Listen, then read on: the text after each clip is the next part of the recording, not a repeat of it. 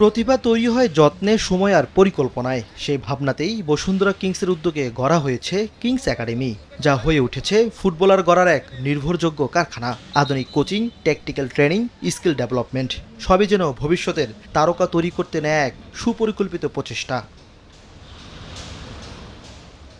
তবে শুধু অনুশীলন নয়, এবার খেলোয়াড়দের প্রতিযোগিতার মঞ্চেও তুলে আনতে যাচ্ছে একাডেমি। আয়োজন করছে একাডেমি টুর্নামেন্ট। আমাদের সপ্তাহে 5 দিন ট্রেনিং হয়, তার মধ্যে 3 দিন এক একটা গ্রুপের ট্রেনিং হয়। ট্রেনিং আমাদের যথাসম্ভব সবসময় রেগুলারলি করতেছি এবং কোনো বাধা নাই। বৃষ্টি হোক, ঝড় হোক, বাদল হোক, আমরা প্র্যাকটিস করি এবং প্লেয়াররাও বেশ সন্তুষ্ট। এখন একটা জিনিস প্লেয়ার হতে গেলে দুইটা জিনিস লাগে, একটা প্র্যাকটিস, ট্রেনিং, আর একটা হচ্ছে কম্পিটিশন। কম্পিটিশন আমরা করতে পারিনি। কম্পিটিশন করবো এই মাসের শেষে অথবা আগামী মাসে অগাস্টের ফার্স্ট উইকে। টুর্নামেন্টে যারা ভালো করবে, ভবিষ্যতে তাদের নিয়ে আরও বড় পরিসরে কাজ করার পরিকল্পনা রয়েছে একাডেমির। যার যে ল্যাকেজ আছে, যার যে সমস্যা আছে, সেই সমস্যা নিয়ে আমরা কাজ করি ওখানে।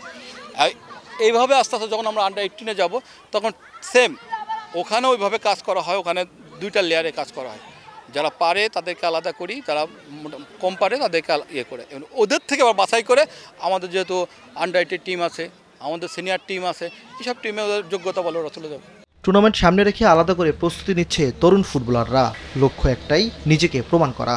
আমরা অনেক আগে থেকেই প্র্যাকটিস করতেছি, আমাদের কোচ অনেক ভালো প্র্যাকটিস দিছে, আর আমরা অনেক প্র্যাকটিস পেয়ে অনেক ভালো লাগতেছে, কারণ আমরা টুর্নামেন্টের জন্য যথেষ্ট পরিমাণ প্রস্তুতি আছি ইনশাল্লাহ। আমরা এখানে যেভাবে প্র্যাকটিস করা, এটা আসলে ন্যাশনাল লেভেলের প্লেয়ার বা ইন্টারন্যাশনাল লেভেলের প্লেয়ার যাদের তাদের যেভাবে প্র্যাকটিস করা আমাদের অনেকটা তেমন, এবং আমাদের কোচাররাও সেই মানের কোচার সবাই। বসুন্ধরা কিংস একাডেমির প্রত্যাশা, এই প্রতিযোগিতা শুধু পারফরমেন্সের মঞ্চই হবে না, বরং প্রতিটি ফুটবলারের মনে লড়াকু মানসিকতাও গড়ে তুলবে। ইমরান হোসেন, নিউজ 24, ঢাকা।